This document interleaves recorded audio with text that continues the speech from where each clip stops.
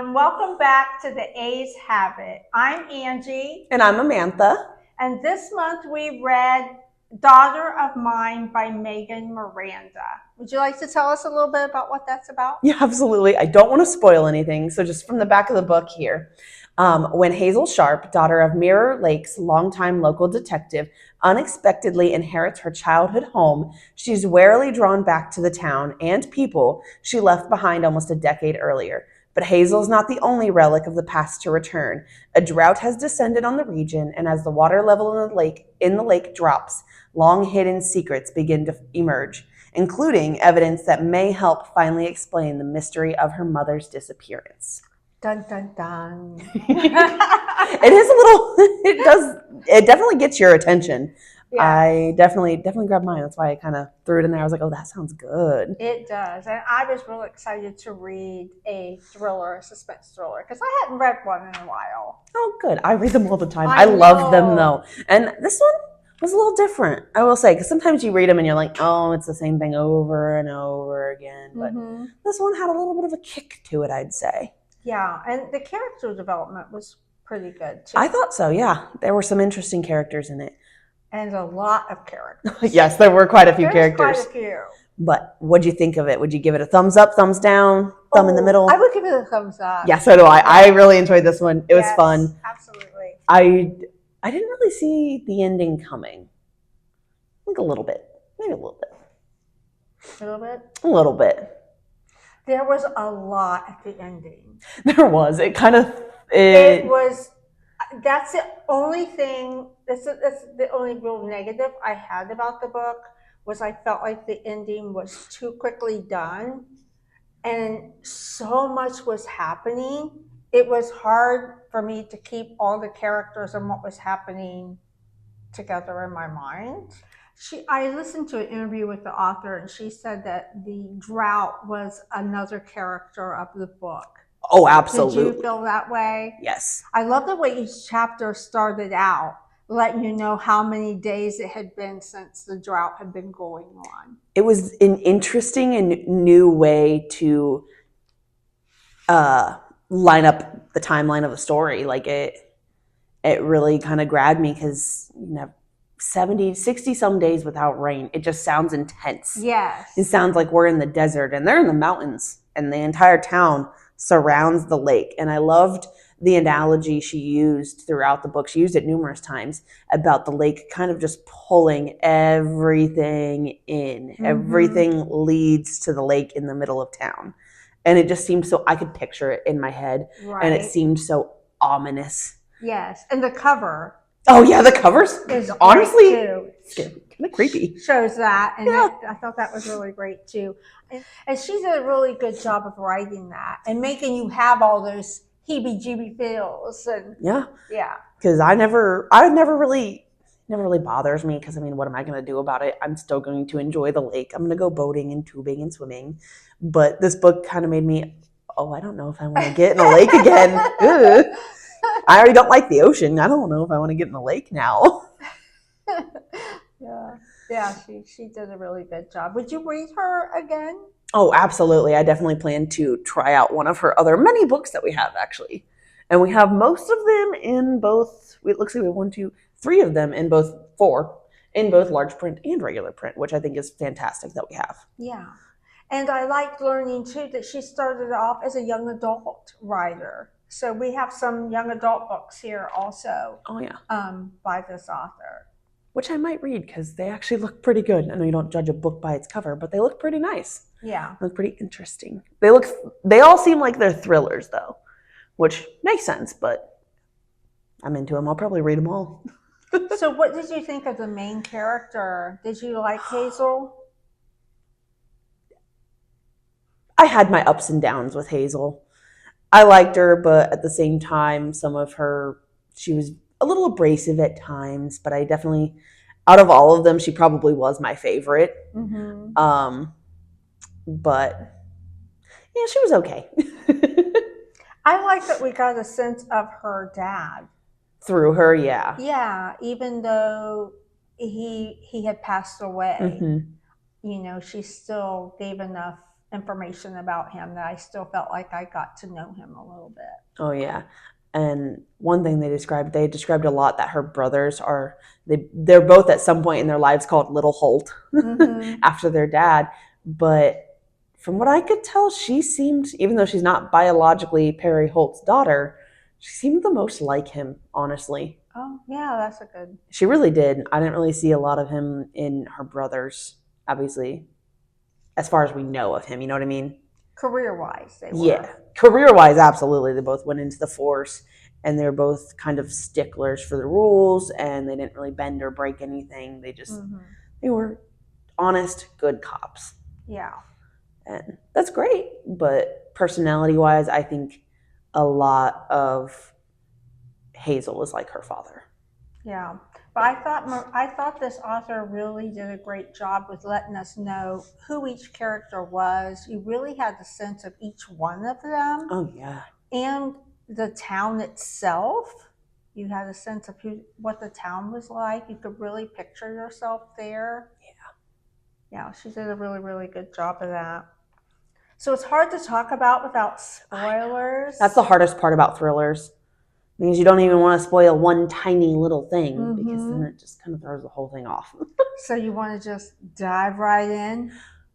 Yeah, we can. We can dive right into the spoilers because we both liked it, and I think there's a lot we can talk about. So, if you have not read the book yet, please pause, go read the book, and come check it out from us here at the Piqua Public Library, and then rejoin us because we're going to talk about some spoilers. Yeah, and if you like thrillers, I think you would like this one. Yeah.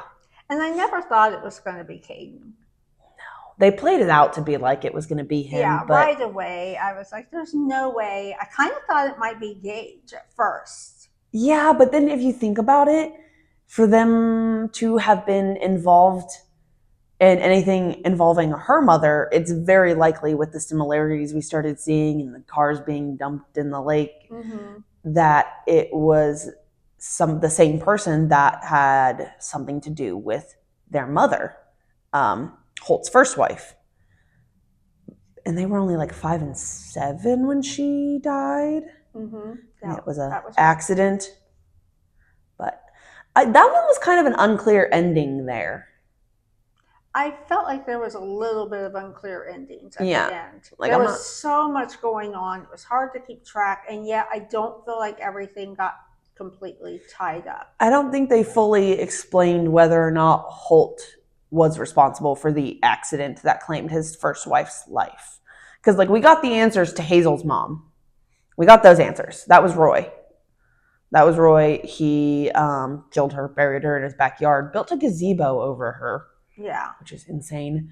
And dumped her car in the lake behind the Holt's house. And he was responsible for Sonny's death as well. Yes, Jamie's mother. Oh my, that was so sad. It really was, yeah.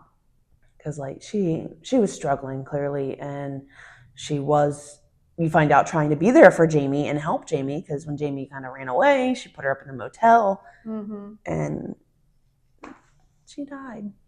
And she was trying to not blatantly, but inadvertently help Hazel by kind of giving her little nudges and hints, like, I knew them. Like, okay. But yeah, I felt for Sonny and poor Jamie. The ending for Jamie. Yeah. With the little boy that she pushed off the cliff edge. Yes. But also, why are you running around in the woods at night with a ski mask on? And why didn't you go tell the police what you did? Yeah, I don't know why she didn't turn herself in when her husband's a cop. She could have just gone home and talked to Caden. And I felt like that was kind of a little left unfinished business at the end. Their relationship? I would like a little bit more about her, what happened, like, after the young boy was killed. I would like to have heard more about her not coming to the police and what... Yeah, and what consequences she faced. Because obviously it was an accident, and I'm sure she's not going to be charged. She might have had a manslaughter charge. And then obstruction for not going to talk to the police, not telling them anything. It doesn't really say, though. No, it does not at all. It just kind of leaves it on a total cliffhanger. They find her, and that's like it. Yeah. So that was the only thing that's the only reason I would not give this book a higher rating than what I would give it, because of the ending. Yes. I wish the epilogue would have been longer so we could have got like a little bit of a Yeah. tease into what's going on in their lives. Like obviously Hazel isn't living in the Holt house. She let Caden and his family stay there, but are they really a family? Where's Jamie? Did she? Because in real life, it's very likely she would have ended up in jail for all of that. Yeah. And I mean, it's a toss up because her husband is a cop, but that doesn't always help people. And Nico kind of trickled in just a little bit. I kind of would like to have a little bit of him more. Oh yeah, I definitely wanted to see it. I know I'm not a romance person, but I like when it's sprinkled in there. I wanted to see Nico and Hazel grow out of the secrecy part of their little relationship. A little bit. Yeah. And kind of see that grow into like an actual relationship, because I think they would have been really cute together. I think so too. And there's a fine line. You don't want it to take over the story. No. And I think she did it. Sometimes that can happen. Yeah. But I would have liked a little bit more Just a little bit of their relationship. And why do you think that he left her all the money and he left her the house? And I think for the exact reason she says in the book is that she was going to be the only one that Roy, the lawyer for the family, could not touch. He could get to Caden and he could get to Gage and convince them otherwise and all this and that, but he wasn't really going to get to Hazel. She's too stubborn, too I'm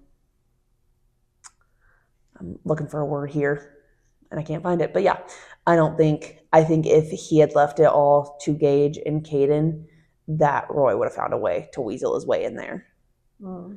And the money in the walls, though, that was a bit nutty of him.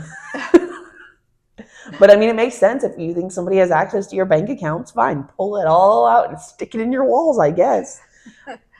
I was surprised she didn't think to check behind those mirrors sooner, though, because as soon as she told me there was a random wall of mirrors that showed the backyard so that he could watch behind him, and it's also never been there before, I'm like, I would be curious if there was something behind there. I would have moved one almost immediately. I would have been like, huh. Did you ever suspect the brothers at all? I think we mentioned this earlier. At first, when the book first started, I felt like they wanted me to suspect Caden. And I'm like, it's definitely not him. But I thought it might be Gage because she really seemed like she really cared for him and they had a closer bond. And I thought, well, that's going to be the thing. He's not going to be who she thought he was.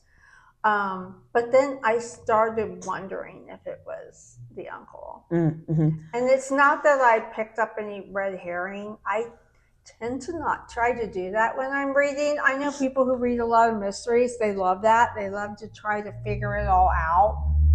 I just am there for the ride. I just read it and just enjoy it play out without really giving it too much thought. But for some reason, I did kind of think he might be the one. It was kind of process of elimination, though, at that point, because if you didn't suspect the brothers, who else has all the passwords to his email and his bank accounts, and why else would he have to drain his bank account if nobody had access to it? So, like, there were only literally 3 people that could have been doing the suspicious activity she caught, like deleting all the emails. Did you ever suspect Jamie? Not Jamie, but Nico. I kind of suspected him at first. And maybe even his dad a little bit, like maybe his dad, and he was kind of just covering for his dad and carrying it on a little bit. But after a little bit, especially after what really got me suspecting him was that he was there all night when the fire alarms and the batteries were taken out, and he could have easily taken all the batteries out and then just crawled back in bed and pretended he was never awake before the alarms started going off. But that was quickly kind of dispersed when he was being more helpful than harmful. And they kept all those secrets when they were kids, too. Oh, yeah. They mentioned that a lot. Yeah, which that was kind of unsettling and alarming when it came to Nico and all of them, really. Yeah. That they would do that. That's what teenagers do, though. You think about it. The ending, though, that was an interesting ride in the rain with the guns. Yeah, I like that it started raining. Oh, yeah. Finally. We had some rain. You had a crescendo of events, both weather and thriller. Mm-hmm. But that last bit of the book had me on like the edge of my seat because I thought Caden was gonna die. I thought she was gonna die. I did not think she was gonna get out of that, to be honest with you. Oh, really? Now, when the shot rang out, did you think Caden had shot the Uncle Roy, or did you think it had been the other way around? I always assumed the worst. I knew it was Caden. Did you? I knew it was Caden. I always assumed the worst. The bad guy, it doesn't end that quickly because the crescendo of events had just started. The final apex there had just begun. And I'm like, you can't finish it that fast. I still got like 30 minutes of this book left. I thought maybe Caden got a shot off and he hit his arm or something like that. And he was still. That's also possible. But when we didn't hear a second shot, that's when I was like, oh, okay. It wasn't Caden that shot first. Mm-hmm. Unfortunately. And then it was nice. She said he couldn't do it. I mean, Caden really was more of a softie than what Hazel realized in a lot of ways. Throughout the whole book, he's made out to be a bit of a, I can't say the word I want to say. Well, she kind of sees him as a real jerk. Yeah. You know. And he really wasn't. He was a damaged child. Very. He was all those nightmares. He was traumatized. Yeah. Yes. And he had to, I honestly can't believe he was able to stay in that town with what a small town it is and everything that had happened and all the trauma he dealt with. I can't believe he stayed there. Were you surprised when you learned the kids were in the car that night? I didn't even think about that, when Perry, the dad, I went after his first wife. And then they say the kids were in the car. I'm like, oh my goodness. I mean, I just assumed he ran off after his wife. I didn't even give it any thought. And then you hear that the kids were in the car and they... But at the same time, what's he going to do with the kids? Right. Yes, because they're like 5 and 7, I believe. But I hadn't even thought of it when she was describing the scene. Oh, gosh. That's even worse. Yeah, absolutely. I think that one kind of slipped past me there. That little tidbit there. Yeah, I think it slipped past me when I was listening because I don't remember that part. Oh, I did. That one really got me when they said the babies were in the back. Like, oh, that's horrifying. I can imagine seeing that and the feeling of poor Hazel when she realizes like her mom left. Mm-hmm. Oh, the most heartbreaking thing for me was when she found the original note that her dad had copied. And took out the part of her mom coming back, or Roy, not her dad. That was so sad because her mom was coming back for her, right? For all of them, really. Yeah, she was gonna come get all of them, and they could have had such a happy life. Yeah. And I mean, I don't think they had a bad life after her mom disappeared, but obviously your mom disappeared. Yeah. And not only did she disappear, but you feel like she left and didn't care enough to take you with her. Yeah, you feel completely abandoned by your mother. I can't even imagine. Me either. All right. Got anything else you want to talk about? I think that's about it. I think that is about it for me, too. What are we reading next month? For this one. Yes, for the Ace Habit. No. Book club, but yeah, for the Ace Habit, we are going to be reading Good Material by Dolly Alderton. I'm excited for this one. Yeah. It's a little out there for me. It's just kind of a feel-good fiction book. It's a little different for this program that we're doing, yeah. So I think it might be fun. So that's what we'll be talking about in April. And then for our books clubs. Yes, our book clubs. That's where my mind has went because I have book club coming up next week. So for the book club Novels at Night with Angie in April, we are going to be reading My Friends by Frederick Backman. Oh, that'll be fun. And then for Mystery Mayhem in April, we're going to be talking about Lock Every Door by Riley Sager. Oh, he's a good author. I know. I've been wanting to read so many of his books, and I just haven't had time. He's a good author. And Frederick Backman is, too. So I've heard. He doesn't seem up my alley, but I've heard. He's a good author as well. So. But yeah, be sure to join us next month in April for The A's Have It, Novels at Night with Miss Angie, and my Mystery Mayhem book club. Yes, and if you read Daughter of Mine by Megan Miranda. Let us know what you think of it and if you agree with our assessment or not. And until next time, have a wonderful day and happy reading.